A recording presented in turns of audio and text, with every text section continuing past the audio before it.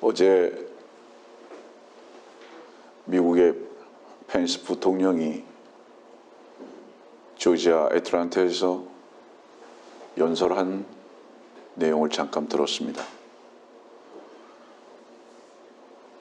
참 매력적인 분입니다. 그분이 뭐라고 얘기를 하냐면 자기는 집에서 이런 얘기를 한답니다. 우리는 미래를 알 수 없다. 그렇지만 한 가지 분명히 아는 것은 미래는 주께서 주관하시고 또 주님께서 주관하시는 그 미래 가운데 우리가 함께 걸음을 뛰고 있다는 것은 분명하다.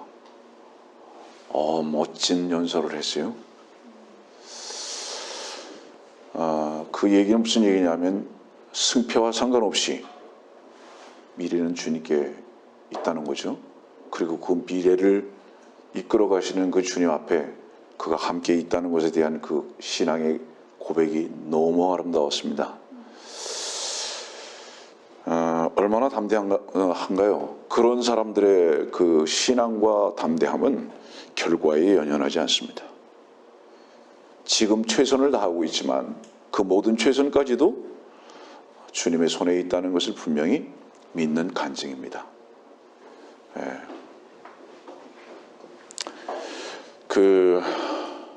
오늘 왜 이렇게 이야기를 하면서 말씀을 강론을 할까요?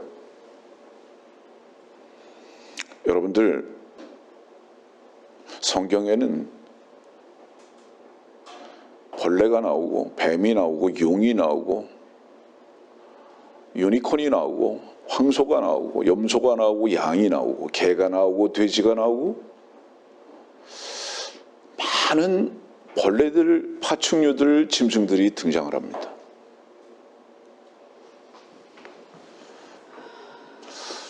사람들이요, 남녀로 구분만 되어 있는 것 같고 다 똑같은 것 같이 보이죠. 사람들의 모습은 다 똑같이 보입니다. 그러나 그 사람들의 모습이 확실하게 다르게 나타나고 보여질 때가 있을 것입니다. 그때가 언제일까요?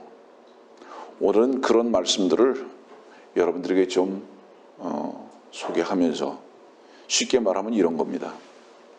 뱀, 벌레의 변천사입니다.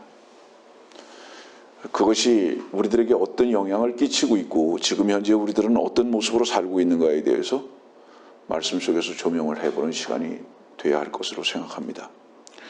창세기 3장의 말씀을 보면 이런 말씀으로 창세기 3장을 시작합니다. 우리 잠깐 볼까요? 1절입니다. 주 하나님께서 지으신 들의 어떤 짐승들보다도 뱀은 더욱 간교하더라. 여러분들, 들에 있는 짐승들은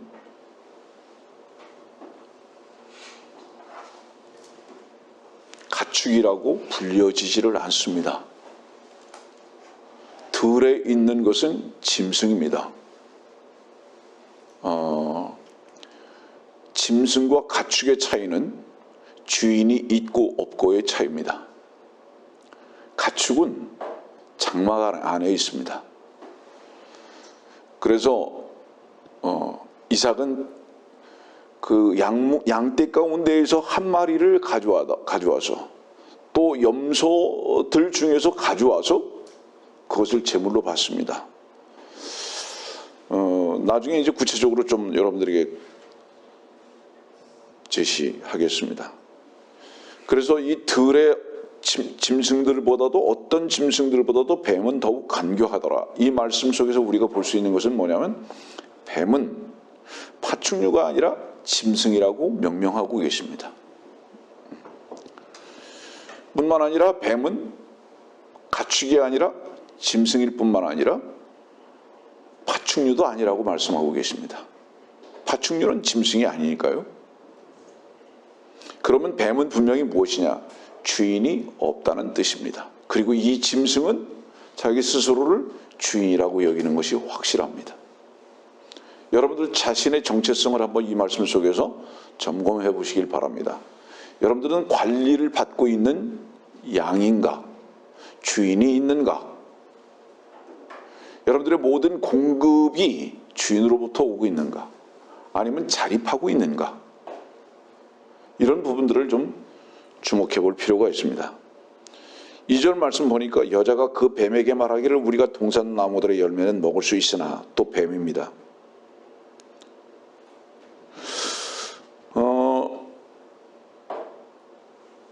하나님께서 아담과 이브에게 말씀을 나누고 계시고요. 아담과 이브는 뱀하고 얘기하고 있습니다. 특히 여기서는 지금 이 이브가 뱀하고 이야기를 하고 있거든요. 무슨 말을 썼을까요? 여러분들은 이미 공부했겠지만은 이때는 히브리어밖에 없습니다. 왜냐하면 노아 이후에 언어가 나누어지기 전까지는 바벨 이후는 히브리어밖에 없습니다. 놀라운 것은 이 짐승도 히브리어를 지금 하고 있습니다. 히브리어를 하고 있어요. 그리고 이브하고 함께 히브리어를 말하고 있습니다. 이것이 의미하는 바가 무엇인지는 굉장히 큰 의미가 있습니다. 사실요.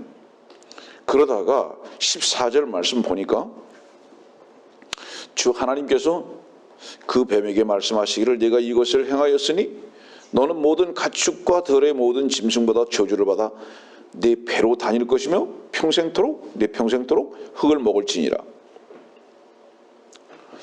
주목하셔야 할 것은 무엇이냐 하면 여기서 주 하나님이라는 이 말씀이 창세기 2장 4절 말씀에 처음 제시된다는 것입니다. 창세기 2장 4절에 주 하나님이라는 이 호칭이 처음 제시된다는 것은 하나님께서 그 모든 것을 만드신 만물의 주제가 되신 것이 분명합니다. 왜냐하면 6째 날이 끝나고 7째 날에 그분의 호칭이 주 하나님으로 바뀌는 것이거든요. 그냥 모든 지으신 것은 주인이 있으시다는 겁니다. 그런데 짐승 뱀만은 그분을 주로 여기지 않은 것입니다. 그래서 짐승이 된 거예요. 그러다가 5절 말씀 보세요. 창세기 3장 5절 말씀 보세요.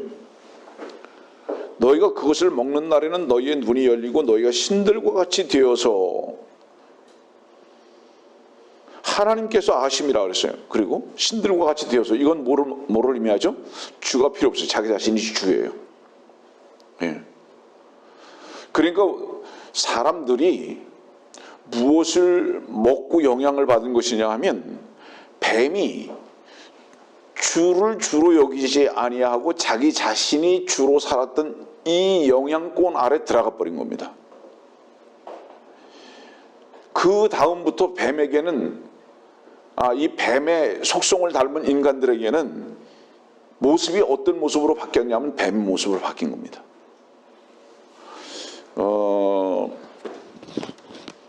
어떤 때는 성경에 많이 그 어려운 부분들이 있어서 이런 부분들을 설명하려면 시간이 너무 많이 걸리는 것들을 참 아쉬움이 있죠. 제가 어디 가서 성경을 가르치는데 포도주와 피에 대해서 제가 설교를 하고 성경을 가르친 적이 있어요. 사람들이 많이 마음이 아픈 것 중에 하나는 뭐냐면요, 목사들이 제일 쉽게 빠지는 유혹이 뭔지 아세요? 제일 쉽게 빠지는 유혹, 성경을 아는 척 해야 하는 겁니다. 이 유혹에 제일 쉽게 빠집니다, 목사들이.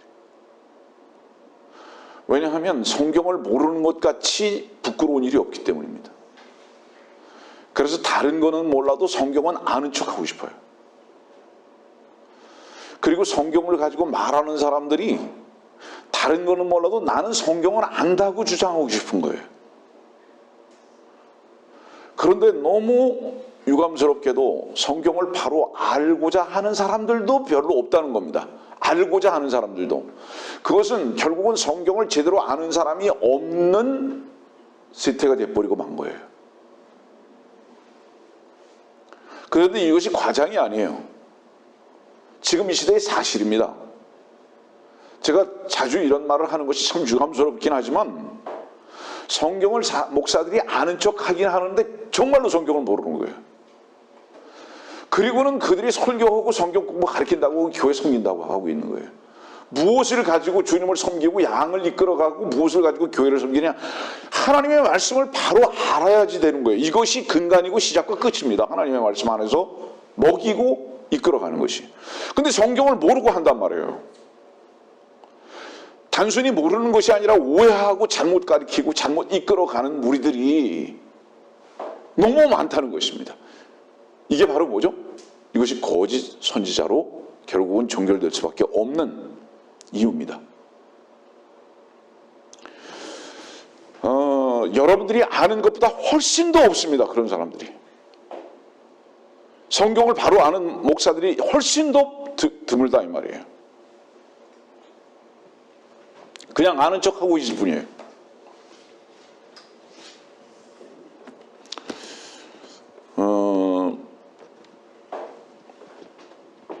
창세기 3장의 이 뱀은요, 창세기 3장 1절의 이 뱀은 창세기 3장 14절에 어떻죠? 이 짐승이 배로 다니죠. 그러면 이 짐승은 분명히 배로 다니지 않았어요. 그런데 이제 배로 다니게 됐어요. 배로 다니겠다는 것은 무엇을 의미하죠? 이제 파충류가 됐다는 겁니다. 네. 뱀의 변천사입니다. 계시록 20장으로 한번 가보세요. 이 뱀이 어떤 존재인가? 계시록 20장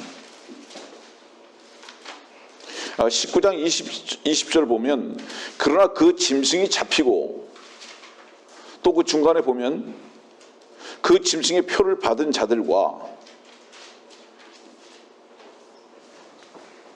여기 이 짐승은 뭐죠? 짐승이 잡히고 그랬는데 이 짐승이 뭐죠? 이거는 적그리스도입니다.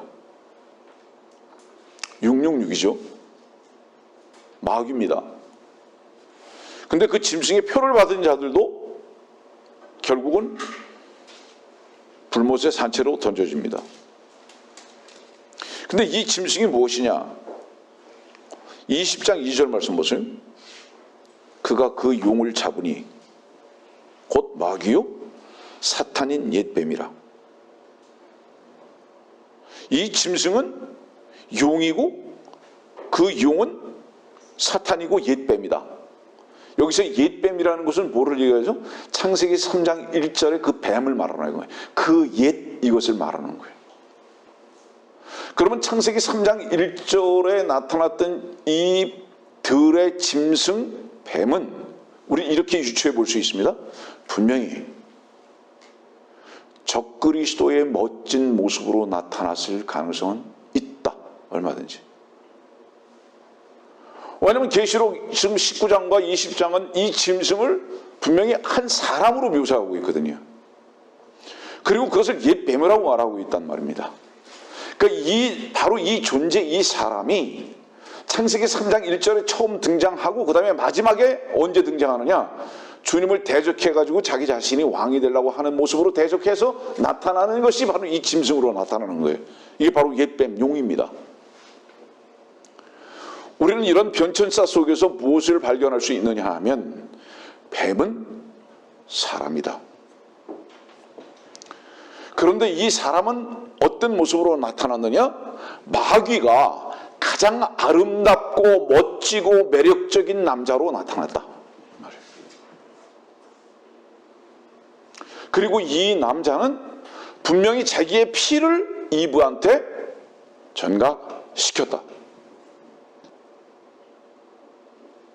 그래서 사람들은 다 어떻게 됐느냐? 짐승의 유전자를 받게 되었다. 이 얘기입니다. 얘기가. 제가 조금 아까 성경을 모르는 자들에 대해서 얘기를 했죠. 모르는 자들은 겸손해야 하는데 배우고자 하는 자세를 가진 게 있는 게 아니라 따지고 변명하고 또 싸우려고 하는 자세를 가지고 있는 자들이 대부분입니다. 성경을 모르는데.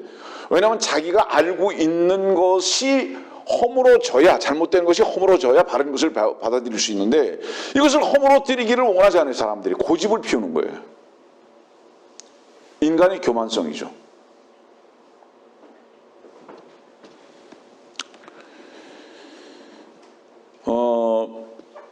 둔갑술입니다. 카멜레온이죠.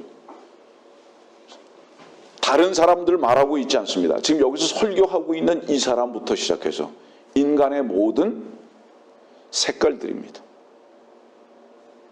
우리는요, 모든 인간들은 어떻게 보여지기를 원하는지 아세요? 이리로 보여지기를 원하지 아니하고 양으로 보여지기를 원합니다. 모두가 다. 그러나 그 속에는 일입니다. 우리는 모두 아름다운 모습으로 보여지기를 원하기는 하지만 때로는요, 욕심 많은 돼지의 모습으로 나타나기도 하고요. 때로는 다른 사람들을 해하는 사자의 모습으로 나타나기도 하고요. 때로는 은밀하게 침투하는 뱀의 모습으로 나타나기도 하고요. 우리 속에 카멜레온이 너무 많이 있어요. 예? 우리 내면을 한번 보세요, 여러분들. 목표가 뭐냐? 그럴듯한 옷 입고 사람들에게 나타나고 보이기를 원하는 이것 하나 외에는 사람들과의 관계 속에서 보기가 어려워요. 주님은 이것을 벗기기를 원하십니다. 이것을.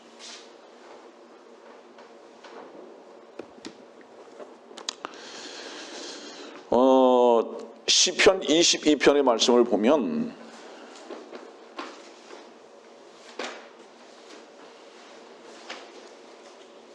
시편 22편의 말씀 보면 본문의 말씀을 들어가기 전에 아엘렛 샤할로 악장에게 다윗의 시 그랬습니다. 여기 아엘렛 샤할로는 무슨 뜻이냐면 아침의 사슴이라는 뜻인데요. 이 아침의 사슴이라는 뜻은 여러분들 사슴 생각해 보세요. 아주 연약하고 또 순결한 짐승과 같은 모습을 보입니다. 솔로몬의 노래 2장에는 이 사슴에 대해서 말씀을 하고 계시는데 보통 초식동물에 대해서는 성경에서 참 순수하게 말씀을 많이 그리고 있죠. 근데 아엘렛 샤할로라는 이 악장에게라는 이 말씀을 왜 여기다가 기록해 놨는가? 그리고 1절은 나의 하나님 어찌하여 주께서는 나를 버리셨나이까? 6절 말씀 보니까 그러나 나는 벌레요 그랬습니다. 왜 이것을 아침의 사슴이라고 표현하고 말씀을 여기다 기록하고 있냐 하면 12절 말씀에는 황소가 나오고요. 시편 22편 12절은 황소가 나오고요. 13절은 사자가 나오고요. 16절은 개들이 나오고요. 21절은 유니콘이 나옵니다. 아침의 사슴으로 표현되고 있는 주님은 이런 짐승들에 의해서 지금 현재 어떠냐? 못 박혀 죽고 있는 거예요. 고난을 받고 있는 겁니다. 이런 짐승들에 의해서. 주님을 어떤 짐승들이 어떻게 십자가에 못 박혀 버렸느냐? 이리의 모습이고 개의 모습이고 황소의 모습이고 사자의 모습인데 유니콘의 모습인데 양의 옷을 입은 위선자들에 의해서 주님이 죽으시는 모습입니다. 그러면 주님께서는 왜 나의 하나님 어찌하여 주께서는 나를 버리셨습니까? 사실은 이 질문은 이해할 수 없습니다라는 것이 아닙니다. 그런 뜻이 아니에요. 엄격하게 말하면 이분은 이미 여기 지금 보니까 다윗의 시죠. 다윗의 시죠. 다윗은 주께서 왕으로 오시기 전 1000년 전에 이미 이스라엘의 왕으로 온 분이에요. 그분이 다윗이 이런 시를 썼어요. 나의 하나님 어찌하여 나를 버리시나이까. 성경은 하나님의 감동으로 기록하는 게 분명합니다. 1000년 후에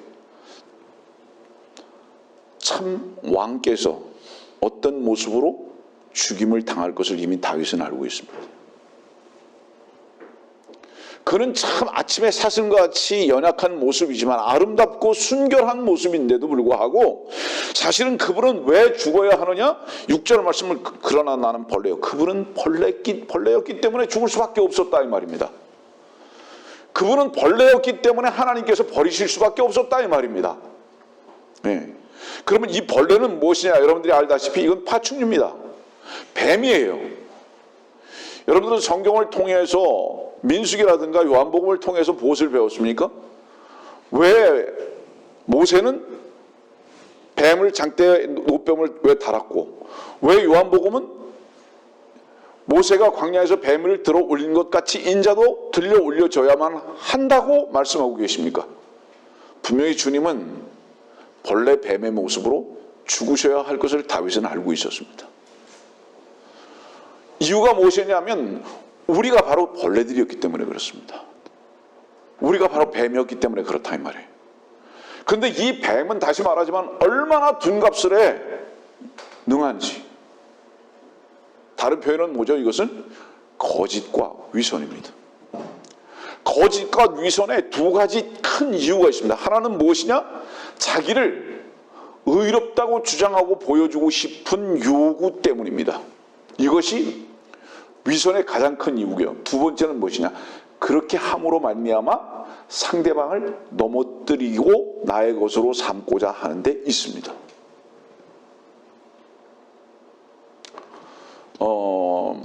돌이켜 생각해 보면 사람들은요 참 마음이 안타까운 것은요, 여러분들도 한번 생각해 보세요.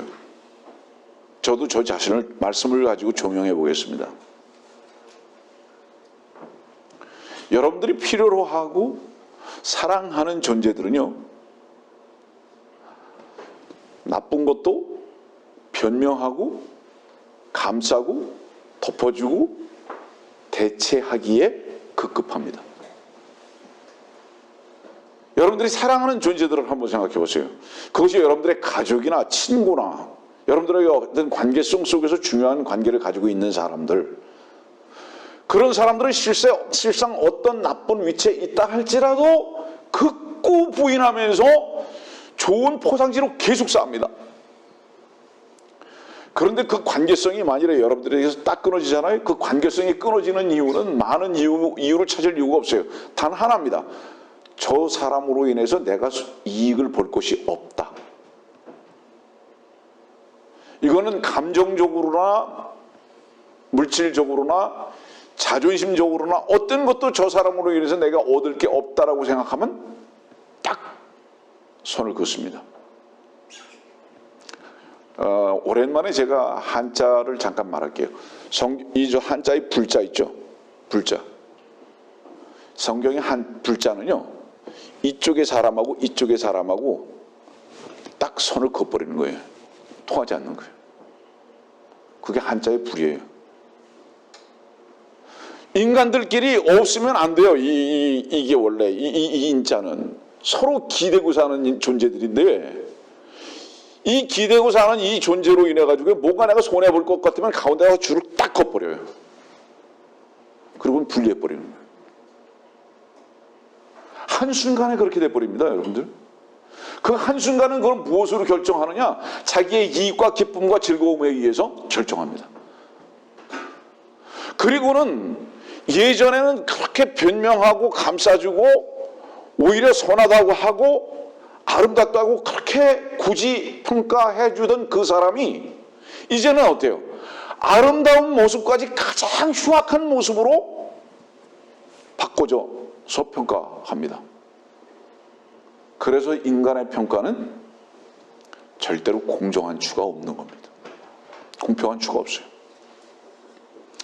왜냐하면 인간은 다 각자 자기 자신이 이익에 따른 추만을 가지고 있기 때문에 그렇습니다. 그래서 인간의 말은 어떤 것도 믿을 수 없어요. 그 사람이 선하다고 하는 그 사람도 악하다고 하는 그 사람도 믿을 수 없는 이유는 뭐냐면 그건 그 사람의 이익에 따른 평가일 것이 분명하기 때문입니다. 주관적인 평가. 이렇게 인간들은 다른 사람들 앞에 선하게 보이고 좋게 보여서 자기 자신이 좋은 평가를 받기를 원할 뿐만 아니라 그 평가성 속에서 그를 무엇인가 그에게서 취하고자 하는 이 요구 외에는 없기 때문에 그렇습니다.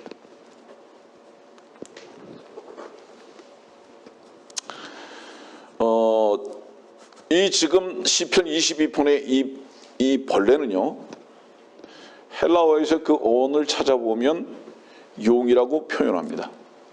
파충류죠. 마가복음 9장을 한번 볼까요? 마가복음 9장 44절의 말씀을 보면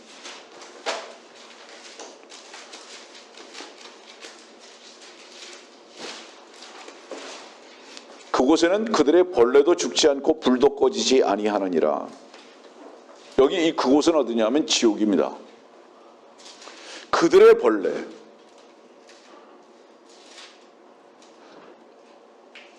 여기 이 그들의 벌레가 뭘까요?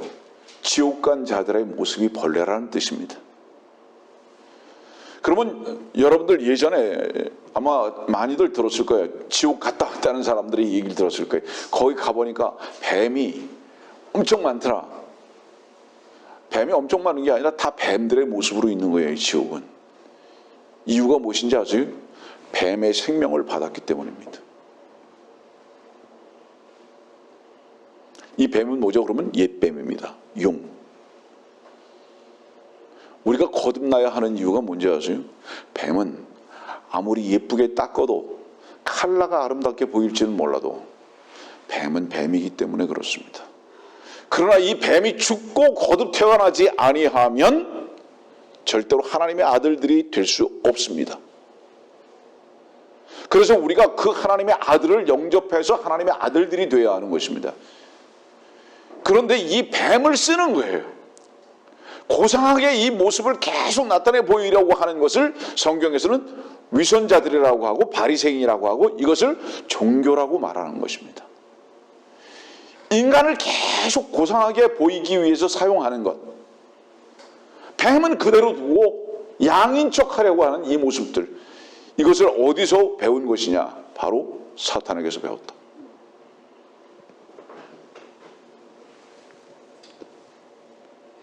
그런데 주님께서 바로 이 뱀이 되신 것을 우리는 시편 22편에서 볼 수 있습니다.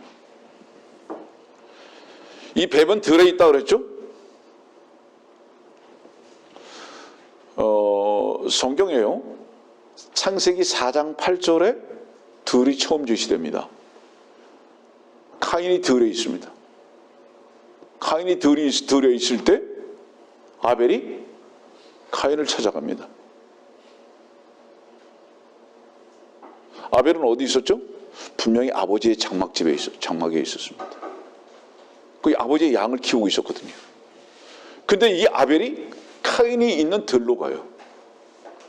이 들은 마태복음 13장에는 밭이라고 표현되고 있고 세상이라고 말하고 있습니다. 그러면 짐승은 어디 사는 자들이냐 하면 들, 밭, 세상에 사는 자들입니다. 다른 성경을 보면은요, 창세기 10장에 있는 말씀을 한번 여러분들 찾아보세요. 창세기 10장이나 창세기 25장 같은 경우, 우리 창세기 25장을 한번 찾아볼까요? 창세기 25장.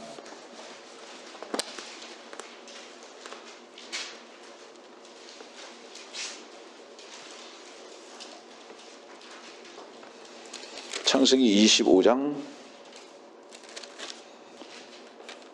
27절. 그 아이들이 자라니 에서는 솜씨 좋은 사냥꾼이며 들 사람이었고 야곱은 평범한 사람이라 장막에 거하더라. 29절 에서가 들에서 돌아와 몹시 지친지라. 에서는 들 사람이에요. 그리고 에서는 솜씨 좋은 사냥꾼입니다. 자, 잠깐만요. 사냥 왜 하죠? 사냥을 하는 이유가 뭐죠? 짐승 잡으라고 하죠. 잡으려고 하죠. 이 사냥꾼이 어디서 또 제시되고 있느냐? 창세기 앞으로 그 쭉 가봅시다. 10장으로 가죠. 창세기 10장. 창세기 10장 보면 9절입니다.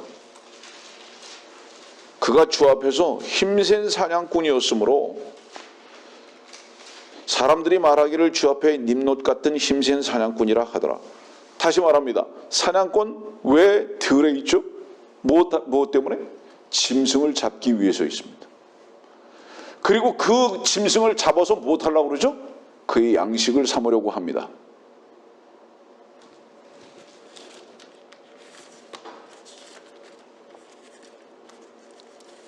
창세기 3장으로 가볼까요?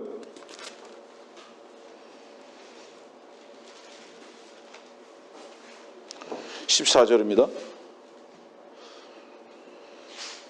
너는 모든 가축과 들의 모든 짐승보다 저주를 받아 내 배로 다닐 것이며 내 평생토록 흙을 먹을지니라. 여러분들, 짐승은요 흙으로 만들어졌어요. 우리는 흙으로 만들어졌다고, 이 육신이. 그리고 이 흙으로 만들어진 이 육신이라는 이 짐승을 잡아서 양식으로 삼기 위해서 계속 불화살을 쏘고 있습니다. 에베소서에 있는 말씀대로. 그 불화살이 어떤 화살인지 아세요, 여러분들?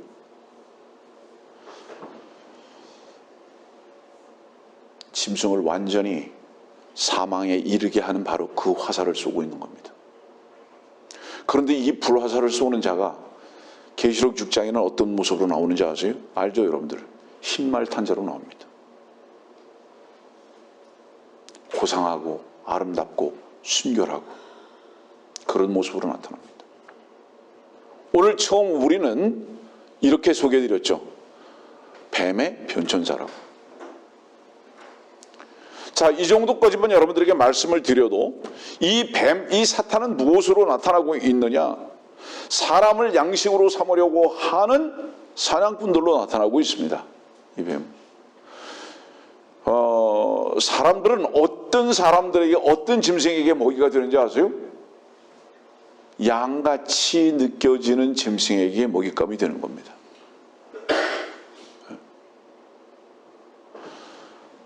저 같은 사람에게 사실은 속아야 한다면 그 사람은 좀 이상한 사람입니다. 왜냐하면 저는 아예 짐승의 모습으로 벌거벗은 자거든요. 옷을 입지 못했어요, 아예. 예전에 몇 달 전에도 제가 그 설교했지만 털 깎인 양의 모습이란 말이죠. 예.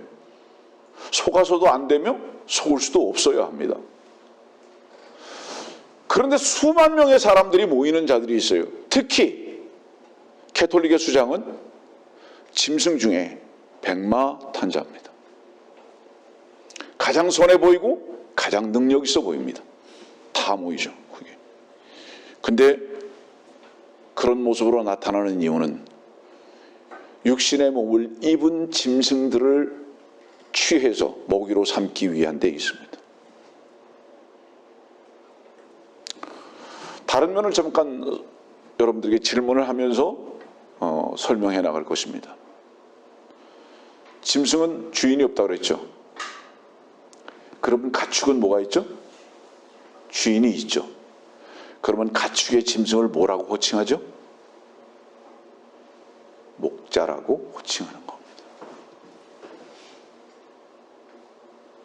그래서 목자는 모든 것을 책임집니다. 먹을 것, 마실 것, 길을 인도하는 것, 이리로부터, 사자로부터 보호하는 것, 모든 보장입니다. 이 말씀 속에서 우리들이 한 가지 우리 자신들을 조명해 봐야 할 것은 무엇이냐, 점검해 봐야 할 것은 무엇이냐. 하나님의 관리하심과 인도하심을 따라서 사는 것. 그분이 분명 나의 목자고 그분이 나의 모든 것을 책임지고 있는 것이 확실한가?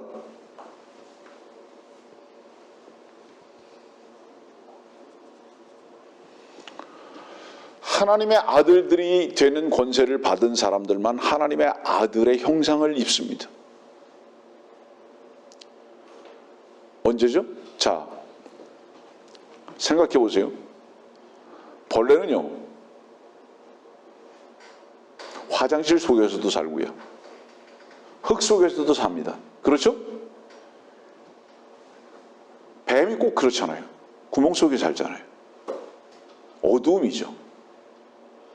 그러다가 밖으로 나오기도 합니다. 나오는 이유는 뭐죠? 사냥하기 위해서 나옵니다. 그런데 그 뱀이 허물도 벗습니다. 또 그 벌레가 날개를 달고 날아가기도 합니다. 그렇죠? 벌레의 변천사. 우리가 지금 이 땅에서 육신을 입고 살고 있지만 이 몸을 벗는 날 우리는 나를 것입니다. 그게 휴거죠. 문제는 뭐냐면 지금 현재 살고 있는 모습이 똑같이 벌레의 모습과 같이 보인다 할지라도 각자 그 마음 속에 주 예수 그리스도의 아들들이 되는 권세를 입은 그 생명으로 거듭난 자들은 반드시 비록 이 땅에서 기는 것 같은 삶을 산다 할지라도 반드시 어느 한 날 날개를 달 것이다. 이것을 우리들에게 아주 구체적으로 설명을 하고 계시는 거죠. 그 다음에 우리가 비록 이 땅에 산다면 사는 목적이 무엇인가에 대한 부분을 우리는 생각해 봐야 하는 것입니다.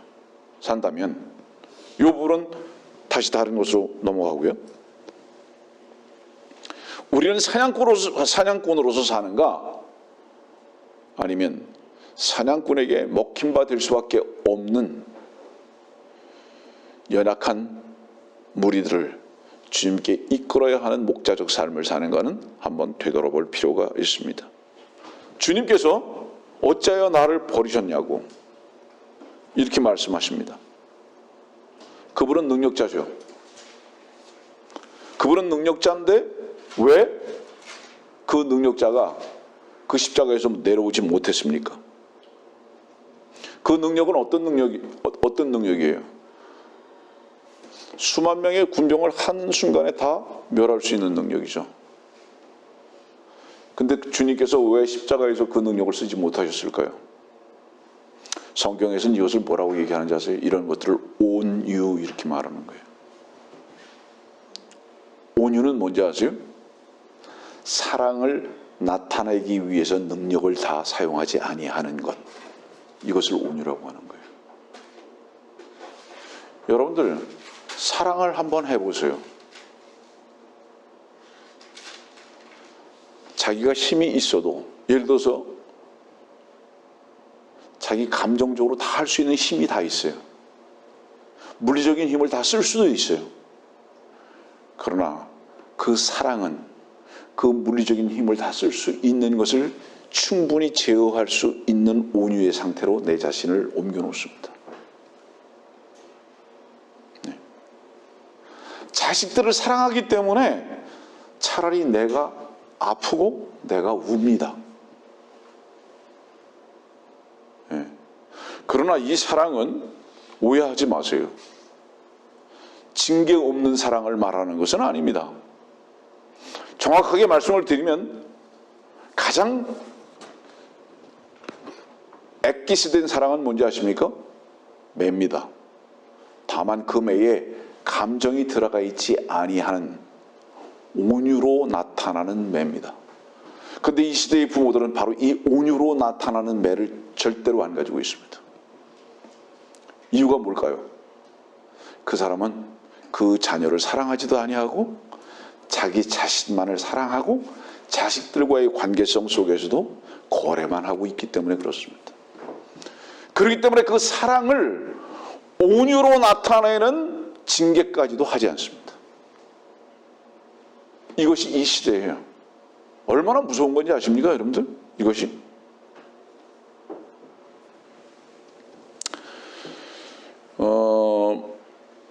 왕이 지금 십자가에서 죽고 있어요. 우리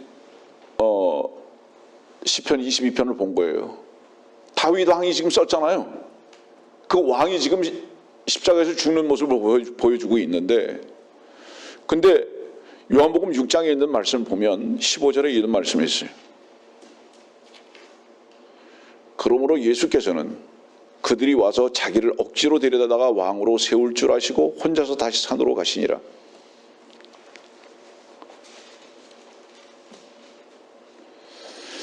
사람들 자주 쓰는 말 중에 하나가 뭐죠? 억지라는 말 씁니다. 억지. 순리대로 말하지 아니하고 행동하지 아니한다. 그죠? 그 억지 그렇게 말하죠. 여기 억지로 왕 삼으려 했다. 왜 이렇게 표현했을까요? 왕은 인간이 세우는 게 아니라는 뜻이죠. 왕은 하나님께서 세우시는 것이라는 뜻이죠. 모든 권세는 가장 위 권세이신 하나님께서 내려주시는 것이지, 왕은 스스로 무엇인가 치우려고 하고 내 스스로 높아지려고 하는 그런 노력이 아니다. 그건 다 억지다. 자, 여러분들 보세요. 우리가 세상을 살면서 정말로 힘들다면 유일하게 이유는 하나입니다. 억지 때문이에요. 억지. 무엇인가를 내 스스로 하려고 하는 이 추구 때문에 힘든 겁니다. 하나님께서 먹이시고 입히시고 이끌어 가시고 선대하시는 그 삶 속에서 살기를 원하는 자들은 절대로 억지가 없어요. 항상 감사할 수밖에 없습니다. 그런데 이 억지는 어디서부터 온 것이냐 하면 이사야서 14장부터 온 거예요, 여러분들. 이사야서 14장은 내가 높은 곳에 올라 계속 추구하는 거지. 이게 억지죠. 이게 억지죠. 자기 스스로 높아지고자 하는 거죠. 권위는 하나님께서, 가장 높으신 분은 하나님께서 내려주시는 것인데 자기 스스로 무엇인가 하려고 그랬더니 이 억지를 쓰기 시작한 거죠. 누가? 루시퍼가. 다른 면을 봅시다, 여러분들. 바벨탑은 위에서부터 내려오지 않았어요. 밑에서부터 쌓아 올라갔어요. 다 억지죠. 밑에서부터 쌓아 올라가는 이 모든 것은 억지로서 순리의 하나님으로부터 전부 다 파괴될 것입니다. 그리고 마지막에는 헛되다라는 고백을 할 수밖에 없는 바로 이것입니다. 그래서 결국 억지로라는 것은 이 바벨이라는 바벨탑 안에 사는 모든 인간들의 추구거든요.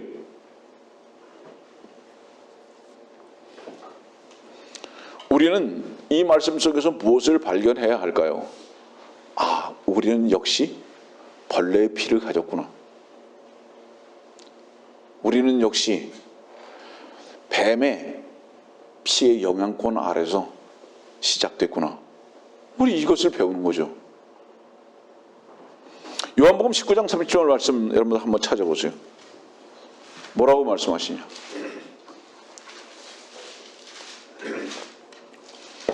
요한복음 19장 30절은 주께서 십자가에서 식초를 받으시고 다 이루었다 하시고 죽으십니다.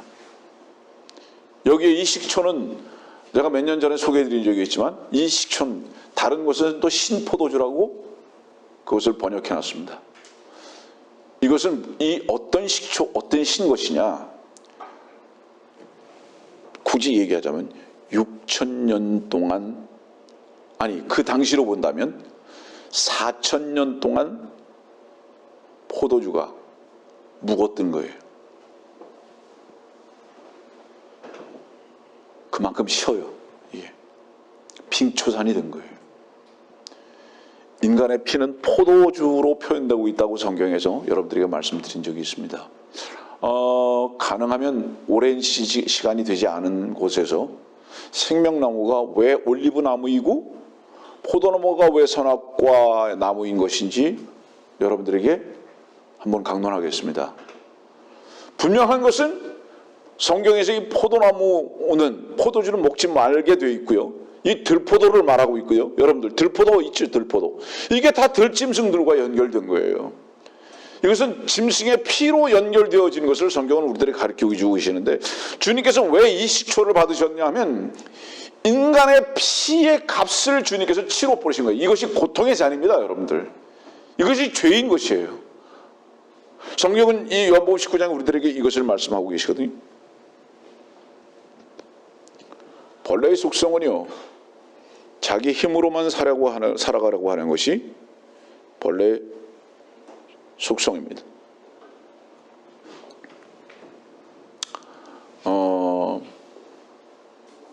주님은 참포도나무시죠.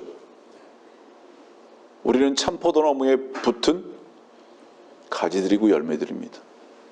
솔로몬의 노래는 여러분들 이 장을 보시면은요, 포도원의 여우를 잡으라고 합니다. 이것은 새 생명 안에서 거듭난 주의 보혈 안에 사는 사람들을, 교회를 말하는 거예요. 거기 그 포도원에 여우가 들어왔다고. 그 여우는 뭐예요? 여우가 뭐라고 그러죠? 포도원에 왔다가 뭐라 그럽니까? 저 포도는 시다 그러고 가잖아요. 우리는 그 여우가 우리를 소유하지 못해요.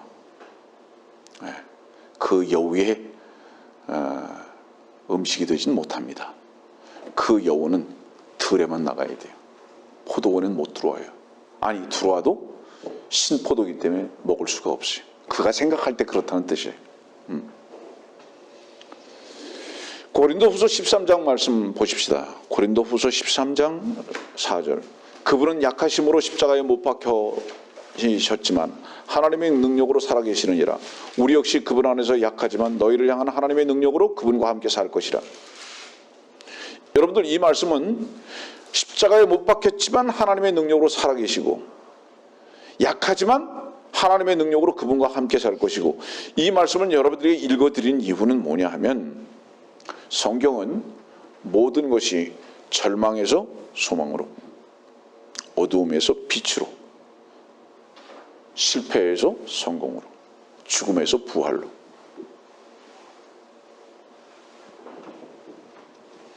성경은 왜 이렇게 기록하셨느냐? 부정적인 곳에서 우리 자신들이 발견되어지지 아니하고 절대로 주님의 긍정 속으로 들어갈 수 없다. 우리가 벌레의 위치에서 절대로 먼저 발견되지 않으면요, 하나님의 아들들의 위치로 옮겨질 수 없다는 것을 보여주고 계시는 겁니다. 오늘 말씀을 듣는 자들이 먼저 제가 이렇게 질문하는 거예요. 당신은 벌레인 것을 한번 발견해 본 적이 있고, 나의 하나님 나는 벌레입니다라고 부르짖었던 이 부르짖음이 여러분들의 것이 한번 되어본 적이 있는가에 대한 질문을 자답해보라 이 말이에요. 벌레가 되어본 적이 없는데 어떻게 하나님의 아들들이 될 수가 있겠는가? 성경은 여러분들에게 자주 말하지만 어두움으로 시작돼서 빛으로 나오는 거고요. 죄를 모르는데 어떻게 의롭게 될 수 있겠으며, 벌레의 위치에서 한 번도 발견되지 않았는데 어떻게 하나님의 아들들이 될 수 있겠는가?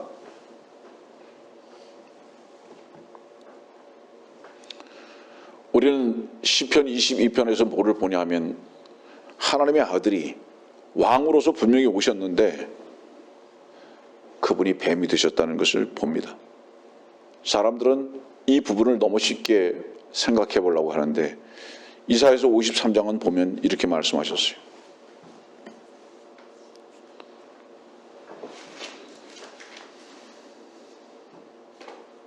그는 모양도 우아함도 없으시고 흠마을 아름다움도 없고, 그는 사람들에게 멸시받고 거부되었으며 슬픔의 사람이고 질고에 익숙한 사람이라.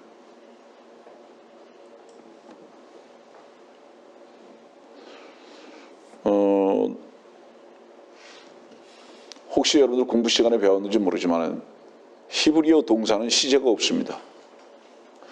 지금 이사야서 53장은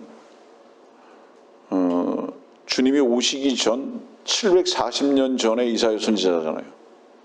주님이 오시기 전 740년 전의 선지자인데, 이 740년 전의 선지자 이사야가 이미 이루어진 것, 주님의 십자가 사건이 이루어진 것으로 표현하고 있습니다. 과거 시제로. 앞으로 750년 후에 있어야 할 그 일을 과거 시제로 이미 말하고 있다고요. 그 이유가 무엇이냐? 히브리어 동사는 시제가 없어요. 왜일까요? 하나님의 말씀은 영원하시기 때문입니다. 하나님은 영원해요. 예. 그래서 그분은 어제나 오늘이나 영원의 변함이 없으신 분이에요. 동일하신 분. 우리들 속에서만 어제가 있고 오늘이 있고 내일이 있는 거예요. 그래서 지금 이 이사야 선지자는 그렇게 말씀하고 계시는데요.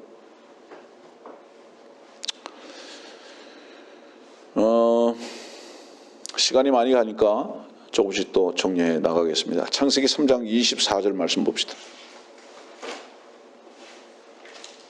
창세기 3장 24절. 그리하여 하나님께서 그 사람을 내어 쫓아내시고 에덴의 동산 동편의 그룹들과 두루도는 불타는 칼을 놓아 생명나무의 길을 지키게 하시니라. 생명나무의 길을 통과할 수 있는 자는 없어요. 지키게 하셨다고 그랬잖아요. 그러니까 인간이 아무리 발버둥 쳐도 아부를 해도 절대로 생명나무의 길은 하나님께서 지키고 계시기 때문에 접근할 수가 없습니다. 접근할 수 있는 유일한 조건 뭐죠? 죄의 삭을 갚아야 합니다. 왜냐하면 이 창세기 3장에 생명나무의 길을 지키신 이유는 죄 때문에 그렇거든요. 그럼 죄의 삭은 뭐예요? 생명나무를 얻지 못하고 사망입니다. 먼저 사망 죽지 아니하면, 그 죄의 삭을 치르지 않으면 절대로 생명나무에게 접근할 수 없어요. 그렇기 때문에 생명의 주께서는 고린도후서 5장 21절에 하나님께서 죄를 알지도 못하는 그를 우리를 위하여 죄로 삼으신 것은 우리로 하여금 그 안에서 하나님의 의가 되게 하려 하심이라.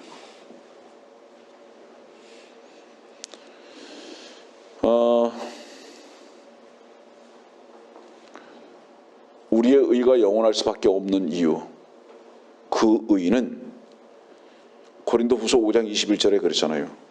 하나님의 의가 되게 하려 하심이라. 우리의 의가 아니에요. 하나님의 의예요. 우리가 하나님의 의가 되게 하셨다고요. 우리 자신을. 우리 자신이 그냥 의롭게 된 것이 아니라, 된 것만이 아니라 우리가 하나님의 의가 되었다고.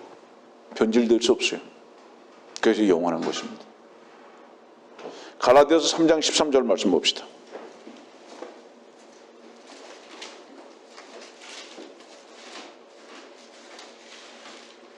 그리스도께서 우리를 위하여 저주가 되셔서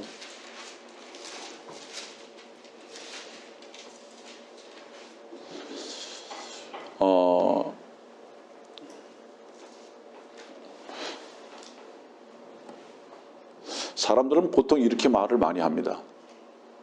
왜 내게 이런 일이 있느냐고. 이런 말 많이 하거든요. 다른 사람들은 다 잘 사는 것 같은데 왜 나는 이러냐. 저는 그런 사람들이 혹시 있다면 역으로 이렇게 질문해 봅니다. 당신만 유일하게 기쁨을 얻었을 때도 왜 내게만 이런 기쁨이 있을까라고 말해 본 적이 있는가?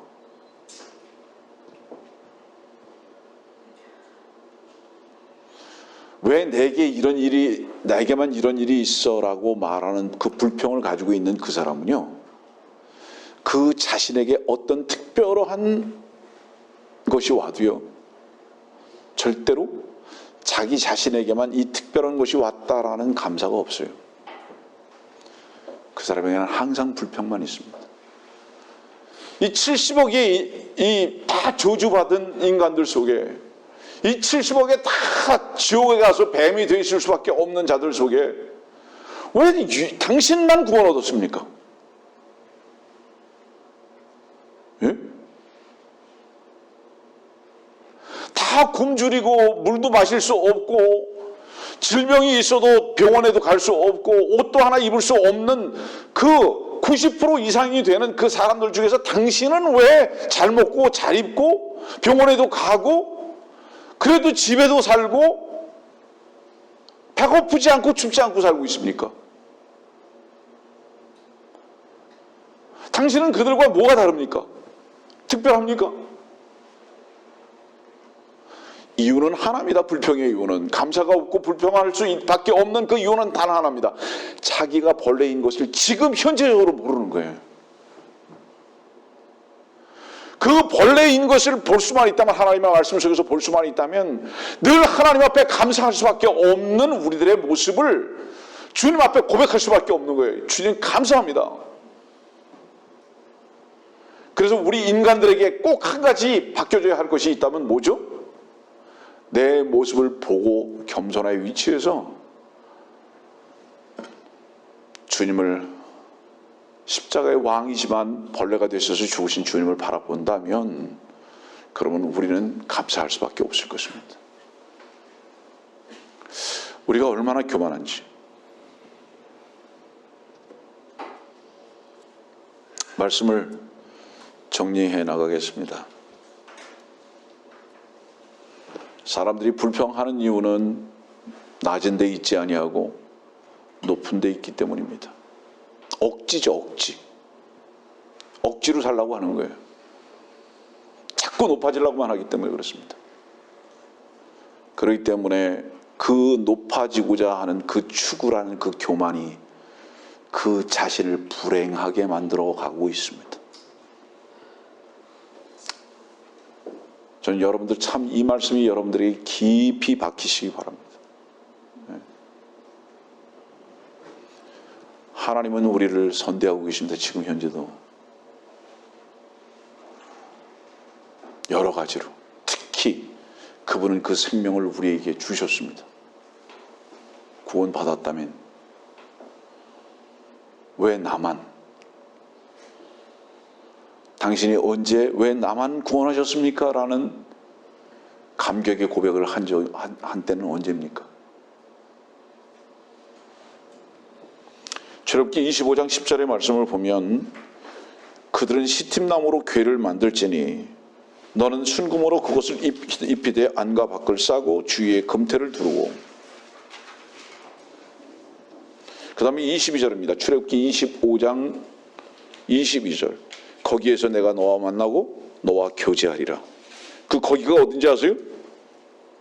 시팀나무가 나오고요. 그 다음에 거기에서 내가 너와 만나고 또 내가 자비석 위 증거계 위에 있는 두 그룹 사이로부터 너와 교제하리라.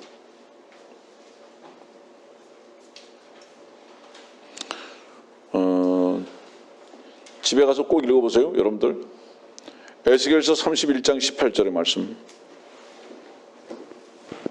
마가복음 8장 24절 말씀, 여러분들이 너무 잘 아는 시편 1편 3절의 말씀은 제가 읽겠습니다. 그는 강가에 심겨진 나무 같아서. 나무는 그로 표현하고 있습니다. 인격체죠. 그런데 주님은 어떤 나무셨느냐? 시팀나무셨어요. 시팀나무. 지금 출애굽기 25장 17절 시팀나무. 주님은 분명히 나무셨는데 시팀나무셨어요. 강가에 옮겨지기 전에 그분은 시팀나무였다 이 말이에요. 이 시팀나무가 뭐죠?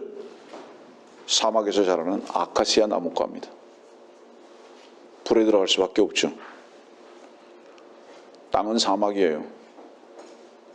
지금 이 세상은 광야고 사막이라고요.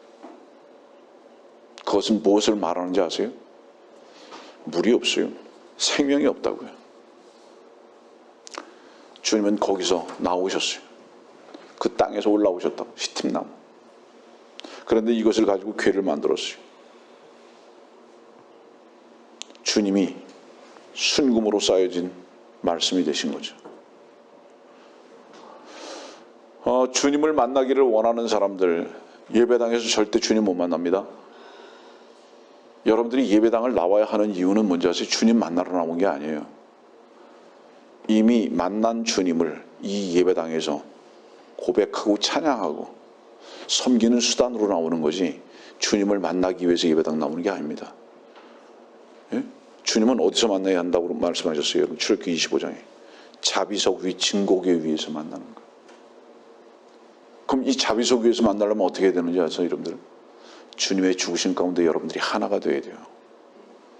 거기서 만나지 아니하는 주님을 거기서 만나지 않으면, 다시 말하면 거기서 어떻게 해야 만나죠? 여러분들이 벌레가 돼 있어야만 만날 수 있습니다. 아, 나는 벌레구나. 다시 얘기하죠. 이 벌레는 뭐라고 그랬어요? 파충류, 뱀. 우리는 이 위선, 이 거짓, 이 세상을 추구하고 세상만을 향해서 살고자 하는 이 억지의 삶, 이 삶을 어디서부터 시작했고 어디서 배웠는가? 이게 바로 뱀의 생명으로부터 유전돼 온 것이다 이 말이에요. 그 삶을 살고 억지로 살려고 하는 벌레들이다 이 말이에요.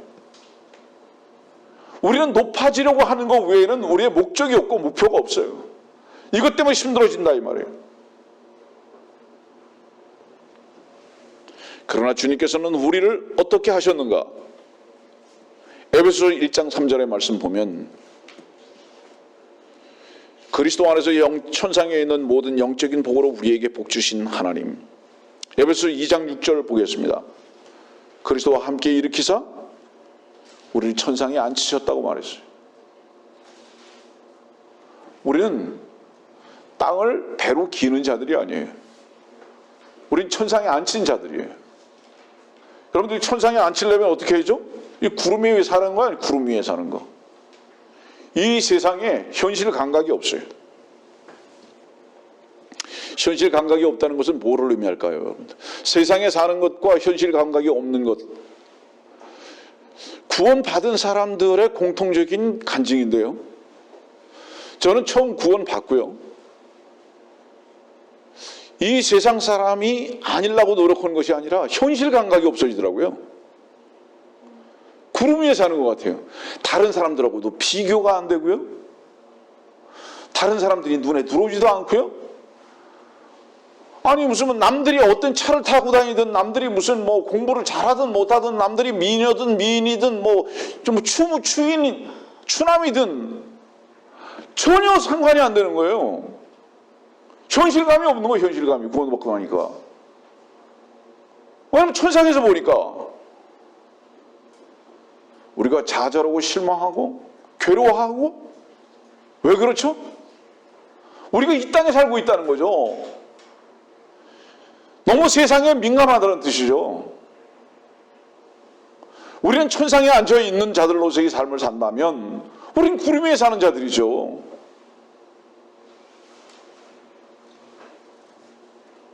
우리에게 왜 슬픔과 고난과 염려와 시비, 시기와 질투와 미움과 판단과 왜 이런 것들이 있는 거예요?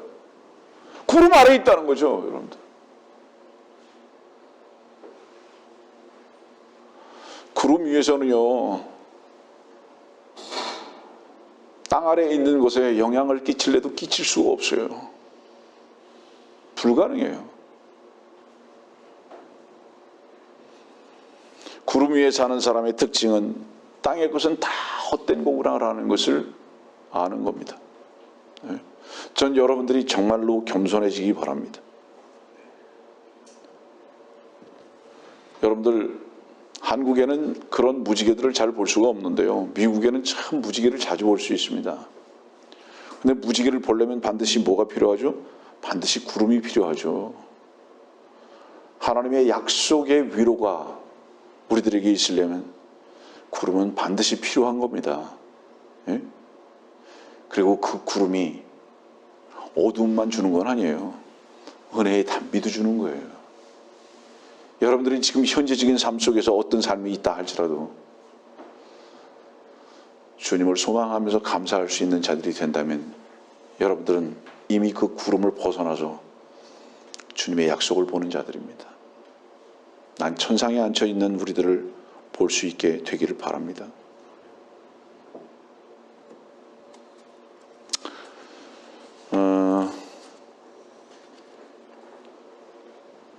말씀을 마칠게요. 주님께서 왜 시편 22편 6절에 벌레라고 말씀하셨을까요?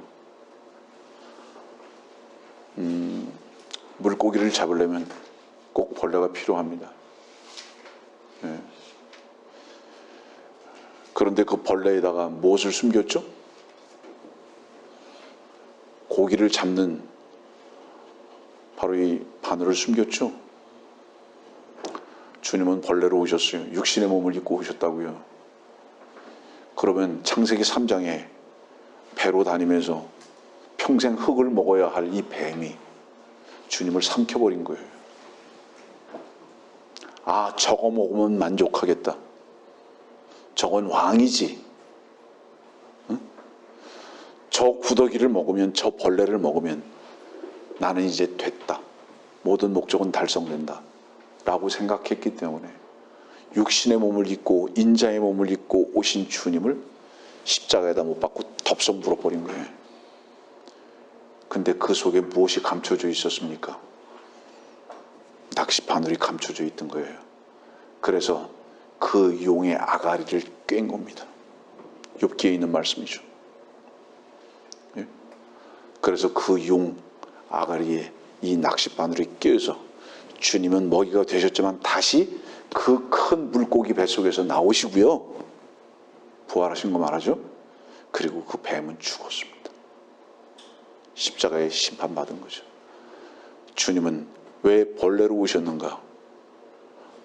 우리를 먹고 사는 이 뱀, 이 짐승의 이 먹이가 대신 되셔서 당신 스스로 죽으시고 우리를 그 아가리 속에서 영원히 건지시키기 위해서 벌레로 오셨다고 말씀하십니다.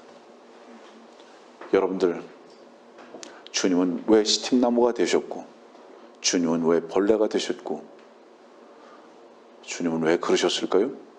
바로 우리의 모습이 그 모습이었기 때문에 그렇습니다. 우리는 오늘의 말씀을 통해서 무엇을 볼 수 있어야 하느냐? 먼저 벌레의 모습을 먼저 발견할 수 있어야 합니다. 그래야 주께서 왜 오셨고 우리를 대신하신 것이 무엇인지를 알 수 있는 것입니다. 벌레의 변천사, 우리는 그 모습이 우리 속에 아직도 남아있다면 이 부분을 주의 말씀 속에서 날마다 그 말씀의 칼로 제거하고 자기 자신을 부인하는 삶을 살아야 할 줄 압니다.